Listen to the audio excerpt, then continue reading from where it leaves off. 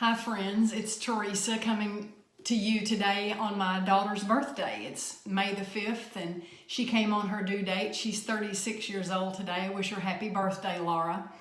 It's kind of hard for me to talk about death today, which is where we are in our videos. Video 21 is, "Yea, though I walk through the valley of the shadow of death, I will fear no evil, for thou art with me." But in reality, with the coronavirus the way it is right now, especially this week, we are continuing going up in the peak. We have not peaked yet. And the guidelines have been changed. And I think it is very appropriate today to talk about going through the valley of the shadow of death, because so many people are dying and have died. It's a topic that we really don't like to discuss, but that we probably should discuss before the inevitable happens, and the inevitable will happen. I want to read to you, it's actually not a poem, it's more of a prose that is contributed to several people. When I started looking it up, I thought it was simply Henry Van Dyke, Parable of Immortality, and then I looked it up and it was Luther Beecher's What is Dying, and I also read that it could be Victor Hugo. Anyway, there's several people that this is attributed to, but I love the sound of it, and I want to let you all hear it too. "I am standing up on the seashore. A ship at my side spreads her white sails to the morning breeze and starts for the blue ocean. She is an object of beauty and strength, and I stand and watch her until at length she hangs like a speck of white cloud just where the sea and sky come down to mingle with each other. Then someone at my side says, 'There, she's gone.' Gone where? Gone from my sight, that is all. She is just as large in the mast and hull and spar as she was when she left my side, and just as able to bear her load of living freight to the place of her destination. Her diminished size is in me and not in her. And just at that moment when someone at my side says, 'There, she's gone,' there are other eyes that are watching for her coming, and other voices ready to take up the glad shout, 'Here she comes!' And that is dying." While some of us have not been exposed to the coronavirus directly, maybe we know someone who has. Maybe we even are that person that knows someone who is in our family who has died from it. I don't know of anybody, except I know one person in our congregation has it right now. But there's a lot of fretting, of fighting going on about, should we go out or should we not? And I'm sure that each one of us sees death and the coronavirus right now from a different perspective. As many people as there are as many perspectives as there are, because of the degree to which we are involved in it. I'm sure if I were a nurse or a doctor on the front lines, that I would be telling everybody, wear a mask, stay in, this is harmful, take care of yourself. But then people who have not been around it and they have not seen it and it's not in their area yet, they are more impatient. So if there is any verse today that I can leave you with, I'm not going to go, I don't think, to any other verses today. But if there's a verse that I want to leave you with today, that is Ephesians 4:32. And it's just a portion of it. And that is, be kind.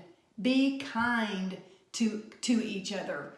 Be kind and considerate to each other. Consider each other better than yourself. Those are just simple things that anybody can do. Not everybody can be beautiful. Not everybody can be intelligent. But everybody can be kind to each other. So in these difficult times, it's bringing out the worst in people. It's also bringing out the best in people, but it's happening in both persuasions. So I've not dealt with death directly in the coronavirus, but I have been afraid about my husband's health. Phil had a heart attack when he was 52, and he is 65. He'll be 66 in September. And there was a time last year where I was very bent out of shape. And I was thinking about his dying all the time, because he was turning 65. His father had his heart attack that he died with when he was 67. His brother has had 7 heart attacks. He didn't look good. His eyes were swimming in water. He would come home and he would sit down in the chair and he would go to sleep, and he would sleep a lot. And I know that he has sleep apnea. He has tried to wear the mask, and it's been very difficult. I just actually called today to see if the doctor would call him again about a mask that a prescription that he could take and work with him on that. Because it is forefront in my mind, knowing that coronary artery disease is in his family. He has it. He's had a heart attack. His dad had a heart attack. His brother's had a heart attack, and so on and so forth. When I really was obsessed with his dying, I started praying this 23rd Psalm. I started saying it out loud every day to God, as well as saying the Lord's Prayer out loud, and then also saying my ABC prayer, which I have said to you all. And those things helped me abundantly, especially, and I didn't even know then that I was going to talk about the 23rd Psalm now, but especially when I came to the part that we're talking about today, about even though I walk through the valley of the shadow of death, I will fear no evil, for thou art with me. And I had to ask myself, I had to look myself in the face and say, Teresa, do you believe that? Do you believe that God will be with you when Phil dies? And I do pray, I will tell you this, I pray that I go first, so I don't have to live a day without him. But having gone through this, saying this every day, I have convinced myself that I can go through that valley without fear. Both my parents died in 2014, and they died 6 months apart. And so I watched a slow death. I watched my mother die for 5 years. My mother-in-law has had 2 husbands, and the first one, Phil's dad, died of a heart attack fast. And her second husband died of Alzheimer's over a period of several months. And she says, and I think I would agree with her, that going faster, quicker, is better. I'm not saying that death is good in any way, but I do know that Proverbs says that the day of one's death is better than the day of one's birth. So I know that it is then when we get to go home and that we get to be with God. Worrying about death right now is saying to God, I am fearful.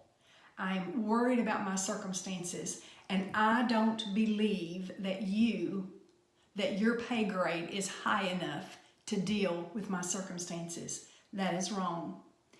God does not give us a spirit of timidity, but a spirit of power, of love, and of self-discipline. We can be powerful in Christ. We can be loving in Christ. We can be self-disciplined in Christ. Let me share with you just 5 things at the very end that I think that we need to be aware of.